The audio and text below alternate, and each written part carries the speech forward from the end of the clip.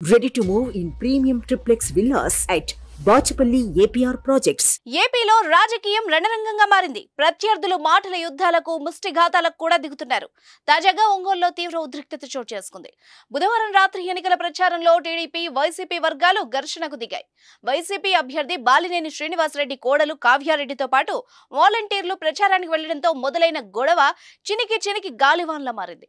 కావ్యారెడ్డితో పాటు వాలంటీర్ సుజనా ప్రియ ఎన్నికల ప్రచారం నిర్వహించారు.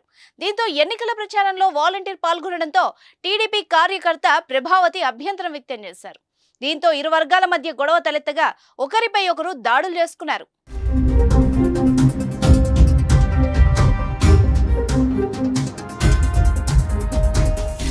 ఘర్షణ విషయం తెలిసి ప్రభావతిని పరామర్శించడానికి టీడీపీ నేత మేడికొండ మోహన్ ఇతర కార్యకర్తలతో కలిసి వెళ్లగా మరోసారి వైసీపీ కార్యకర్తలు ఎదురు కావడంతో మళ్లీ కొట్లాట జరిగింది.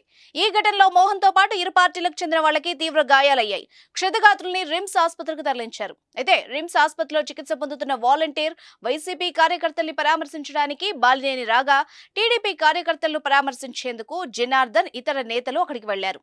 ఇరు పార్టీల నేతలు ఎదురు కావడంతో అక్కడ కూడా వాగ్వాదం చోటు చేసుకుంది. ఈ సమాచారం తెలిసిన వెంటనే పోలీసులు సంఘటనా స్థలానికి చేరుకున్నారు.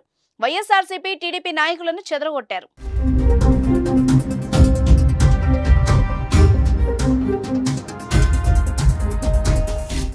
వైసీపీ తీరుపై టీడీపీ ఆగ్రహాన్ని వ్యక్తం చేస్తోంది. వైసీపీ నేతలు దాడులు చేస్తున్నప్పటికీ కూడా పోలీసులు ప్రేక్షక పాత్ర వహిస్తున్నారని మండిపడుతోంది.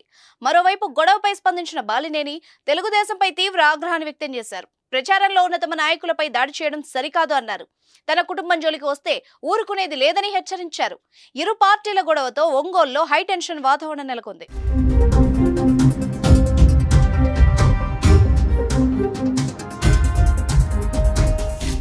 సుమన్ టీవీలో మీ పర్సనల్ అండ్ బిజినెస్ ప్రమోషన్స్ కోసం కింది నెంబర్కి కాంటాక్ట్ చేయండి.